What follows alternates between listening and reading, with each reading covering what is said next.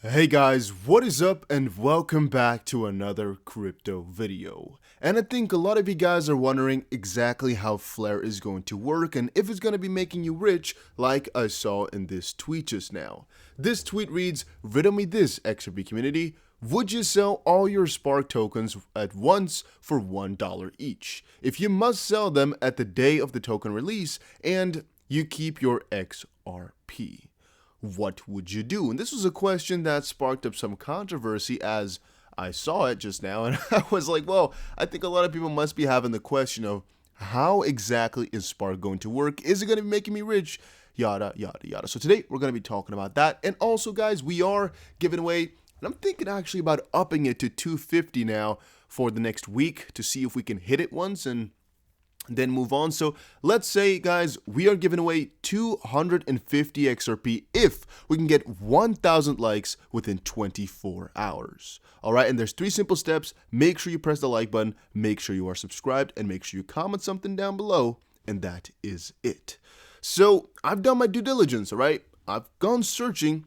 Earlier, I said that I should most likely be comparing Spark to BitTorrent, which means that if you have 100,000 XRP, you will most likely get about, let's see here, most likely about 300 or between $30 and $300 really, because the supply is 10 times as big.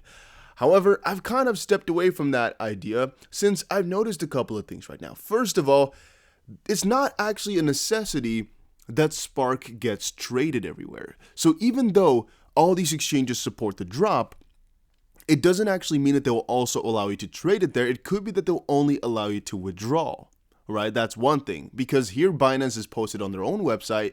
They will support it, yet it's not quite sure whether or not it will be tradable. And that's one thing we shouldn't forget. Spark, even though it is kind of legitimized by us as a community, is not necessarily the wonder token that will get listed everywhere. And because it has support from exchanges now, doesn't mean that all these exchanges will actually support exchanging it, maybe only receiving it because they're doing that for the community. So that's one thing to consider. It could be that they're only going to get listed on a couple of these very, very small exchanges, which mostly result in almost no volume, mostly results in almost no price. So that's one thing to consider. However, the more interesting part comes, of course, in the distribution and exactly how that one is going to work.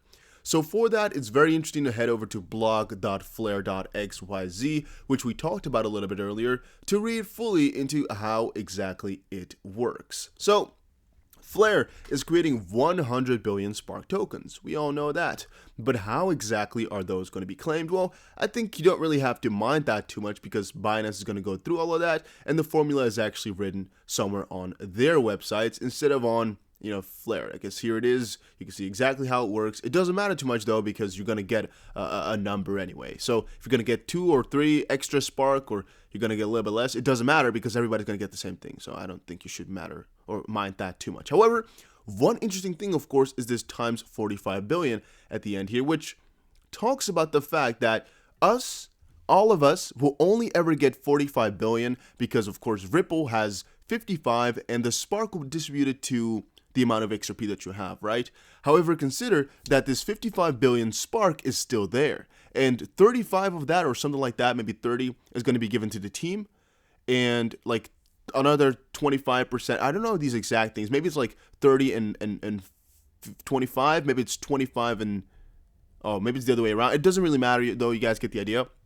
A huge part of it is for the team for creating this whole project. So again, if Spark becomes $1 each, the team is freaking, they're billionaires, which is crazy to think about in my opinion, for just creating this small little thing that we support so much because this shouldn't have been that much. They shouldn't have given only 45% away, I find. And the other part is for Spark ecosystem. So kind of what Ripple has been doing, but then in a Spark sense. And I just don't really like it in the sense that this has come out now. That if it were to be done already and we would go into it now, I wouldn't really mind. But since it's happening in front of my eyes, I don't really support it. And that's why I think the price can never really go up that much because these guys will sell. All right, these guys will sell. Trust me on that one. If you have 55 billion of those coins in this case here, completely free and open because they're not locked, in my opinion. I don't think they are. Here they're saying XRP Ripple, that is the XP held in Ripple-related accounts at the time of the snapshot, including escrow, that's not going to be in there because that's deducted. XRP NP is the XRP held by non-participating exchanges like Coinbase will also be deducted, and that's again how the spark ratio will be determined. However, here is the claim eligibility. This is just for who can claim this and how does that work. If you have more than 1 billion XRP, you can only claim at maximum 1 billion, which was interesting. And here is the most interesting part, which we all wanted to read. How fast will you get your spark, and what's going to happen to it? Because how it's distributed is going to really literally contribute to how rich you can get with this. So let me introduce you guys to this topic. I also shared it on Twitter, by the way, a little bit earlier in a thread, but this is a little bit easier. At network launch, each account that has claimed Spark will receive 15% of the total Spark for which they are eligible. So if you were to have 100,000 XRP, at first you're going to get, in total you would get 100,000 Spark then, or more. However, you're going to get 15% of that first, so that's 15,000 XRP. This is 15% of the Spark claimable term in the equation above. The remaining Spark claimable will be distributed over a minimum of 25 and a maximum of 34 months. Each month, a pseudorandom number on the interval of 2 and 4 will be generated by the Flare Time Series Oracle, and this number corresponds to a percentage of the initial remaining Spark claimable. For example, if person X has 1,000 Spark claimable and 4% is picked every month by the FTSO, they receive 1,000 times 15% is 150 Spark at day 1, and then 1,000 minus 150 times 4% is 34 additional Spark per month for the next 25 months, coming to a total of 1,000 Spark.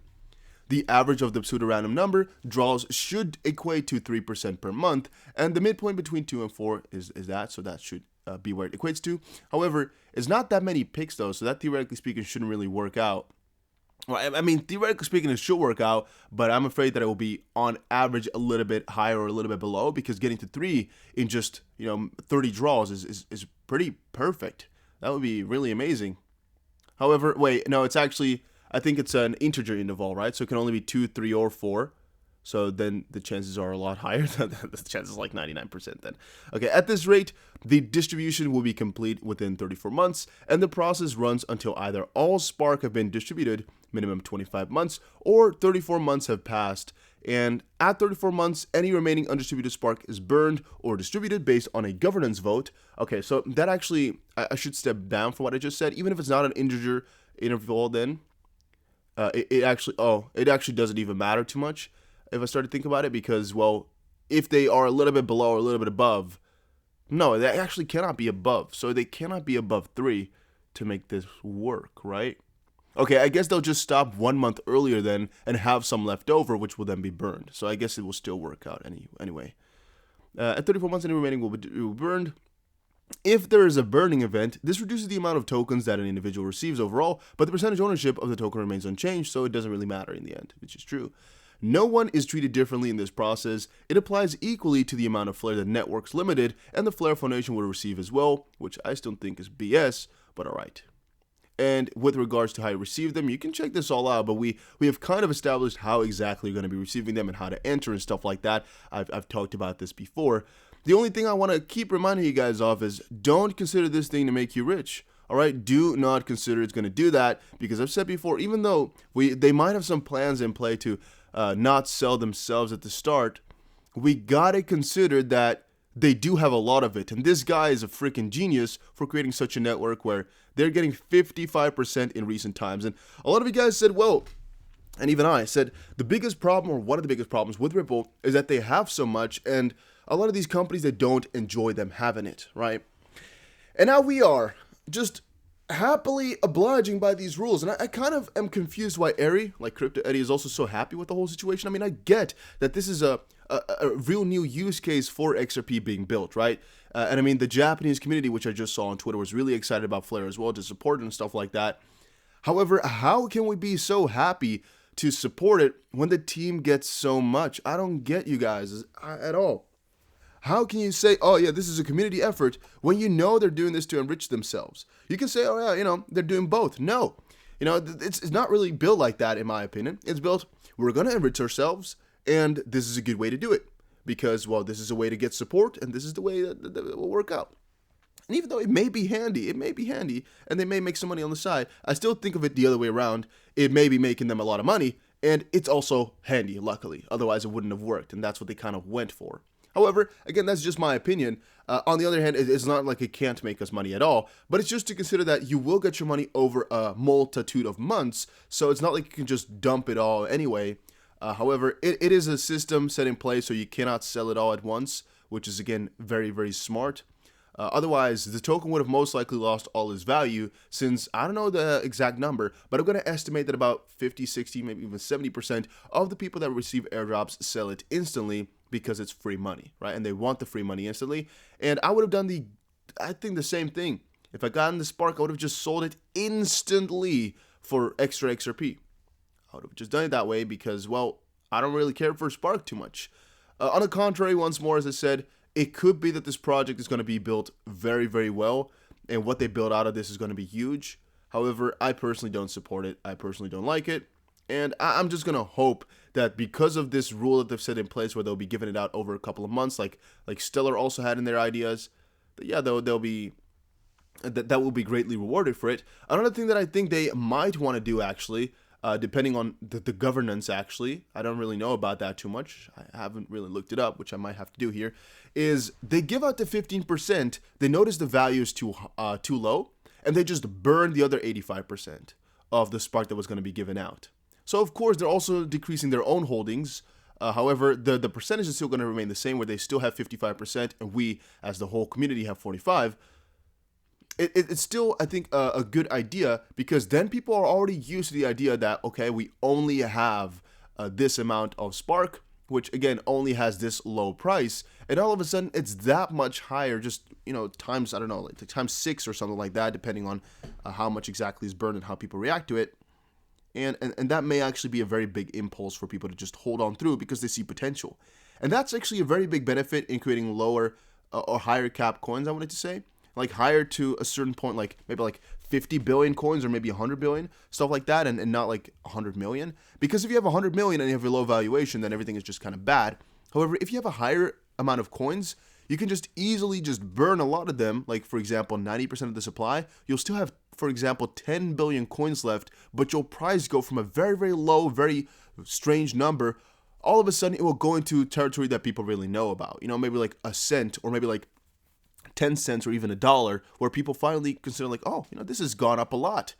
And I think that's a very good benefit. If you go from 100 million to only 1 million, for example, or to 5 million, those prices are so high that a lot of people will find it an entry barrier to get into. They're going to be like, oh, this token is too expensive already for me. And even though it might create scarcity, I think it also is going to push a lot of people away, and also take a lot of people to sell earlier. You could sometimes argue that Ripple had a bigger plan, because the lower your price, the more people are incentivized to hold on through because they expect higher prices, right? And with Bitcoin, I feel like it kind of feels a lot different because, well, even though we're hoping for 100, 300,000 and stuff like that, with XRP, if you're just hoping for a couple of dollars, relatively, it's a lot more gains than for Bitcoin. Right? If you're just hoping for a couple of dollars, like let's say $9, it's relatively a lot more gains than Bitcoin to 100,000. It just doesn't, however, feel like that big of a thing. It doesn't feel like that big of a barrier because it's just a couple of bucks that it needs to get to. Yeah, and then if you're talking about $25 per XRP, those gains are insane, A lot of people will become billionaires, and maybe the founders will almost be, one of them will almost be a trillionaire at that point. Not really, but you guys get the idea. It's going to go really, really fast. And I've been thinking about that, guys. But, yeah, so that was my explanation of Spark and Flare here, where I'm thinking we're not going to be rich instantly. However, they have a couple of strategies maybe up their sleeve, which can increase their valuation and might actually make this all worth it. I have again changed my mind that I will be claiming this Spark. I will be getting it, and I will be holding it for right now because, well, I have no other option than to hold on through, and we'll see what's going to happen, all right? I still am positive about us at least getting a little bit of money. Only if it's maybe even a little bit. It's free money still, right? So I'm still happy with it. However, there are some caveats, as I said before. One, that they're getting a lot. And second of all, that there's some more rules at play and that I don't know anything about the governance. But yeah, thank you all for watching. Make sure you join the Discord. And I'll see you guys again. Make sure you also check out Webull, by the way. If you're from the US, that exchange is good.